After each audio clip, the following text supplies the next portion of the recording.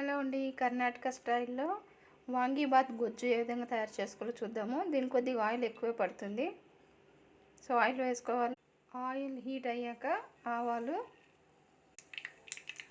కొద్దిగా శనగబెడలు, ఇప్పుడు కట్ చేసి పెట్టుకున్న ఆనియన్. వాంగీబాత్కి ఎప్పుడు ఇలాంటి వంకాయలు తీసుకోవాలండి, సన్న వంకాయలు. సో వాటిని ఈ విధంగా కట్ చేసుకొని పెట్టుకోవాలి. సో ఇప్పుడు ఇందులో కట్ చేసి పెట్టుకున్న వంకాయలు వేసేసుకోవాలి. కొద్దిగా పసుపు యాడ్ చేసుకోవాలి, సాల్ట్ కొద్దిగా, కరివేపాకు కొద్దిగా, టొమాటో కొద్దిగా, క్యాప్సికమ్ కొద్దిగా అన్నీ వేసుకున్నాక బాగా కలుపుకోవాలి. ఫైనల్గా వాంగీబాత్ పౌడర్ వేసేసుకోవాలి, కొద్దిగా కొత్తిమీర. అంతే అండి, వాంగీబాత్ గుజ్జు అయితే రెడీ అయిపోయింది.